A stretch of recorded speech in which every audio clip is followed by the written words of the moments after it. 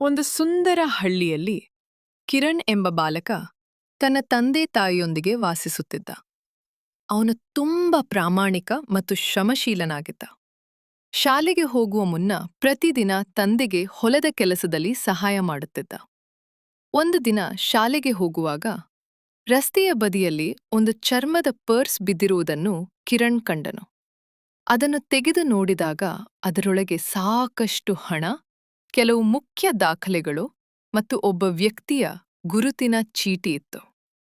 ಅವನ ಸ್ನೇಹಿತರು, ಇಷ್ಟು ಹಣ ಸಿಕ್ಕಿದೆ, ಯಾರಿಗೂ ಹೇಳಬೇಡ, ಇದರಿಂದ ಹೊಸ ಸೈಕಲ್ ತೆಗೆದುಕೊಳ್ಳಬಹುದು ಎಂದು ಹೇಳಿದರು.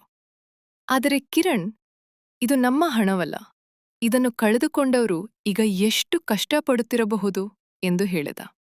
ಅವನು ಪರ್ಸ್ನಲ್ಲಿದ್ದ ವಿಳಾಸವನ್ನು ನೋಡಿ ಅದರ ಮಾಲೀಕರ ಮನೆಗೆ ಹೋದನು. ಅಲ್ಲಿ ಒಬ್ಬ ವೃದ್ಧರು ತುಂಬಾ ಆತಂಕದಿಂದ ಏನನ್ನೋ ಹುಡುಕುತ್ತಿದ್ದರು. ಕಿರಣ್ ಪರ್ಸ್ ತೋರಿಸುತ್ತಿದ್ದಂತೆ ವೃದ್ಧರ ಮುಖದಲ್ಲಿ ಸಂತೋಷ ಮೂಡಿತು. ಮಗನೇ, ಈ ಪರ್ಸ್ನಲ್ಲಿ ನನ್ನ ಔಷಧಿ ಖರೀದಿಸಲು ಬೇಕಾದ ಹಣ ಮತ್ತು ಮುಖ್ಯ ದಾಖಲೆಗಳಿದ್ದವು. ನೀನು ನನ್ನ ದೊಡ್ಡ ಸಮಸ್ಯೆಯನ್ನು ಪರಿಹರಿಸಿದ್ದೀಯಾ ಎಂದು ಹೇಳಿದರು. ವೃದ್ಧರು ಕಿರಣ್ಗೆ ಬಹುಮಾನವಾಗಿ ಹಣ ನೀಡಲು ಮುಂದಾದರು. ಆದರೆ ಕಿರಣ್ ವಿನಯದಿಂದ, ನಾನು ಮಾಡಿದ್ದು ನನ್ನ ಕರ್ತವ್ಯ, ಇದಕ್ಕೆ ಬಹುಮಾನ ಬೇಡ ಎಂದನು. ಈ ಘಟನೆ ಕೆಲವೇ ದಿನಗಳಲ್ಲಿ ಇಡೀ ಹಳ್ಳಿಯಲ್ಲಿ ಹರಡಿತು. ಶಾಲೆಯ ಮುಖ್ಯ ಶಿಕ್ಷಕರು ಕಿರಣ್ಣನ್ನು ಎಲ್ಲರ ಮುಂದೆ ಕರೆದು, ನಿಜವಾದ ಶಿಕ್ಷಣ ಎಂದರೆ ಉತ್ತಮ ಅಂಕಗಳಷ್ಟೇ ಅಲ್ಲ, ಉತ್ತಮ ಗುಣಗಳೂ ಆಗಿವೆ ಎಂದು ಪ್ರಶಂಸಿಸಿದರು. ಹಳ್ಳಿಯ ಜನರೆಲ್ಲ ಕಿರಣ್ನ ಪ್ರಾಮಾಣಿಕತೆಯನ್ನು ಮೆಚ್ಚಿದರು.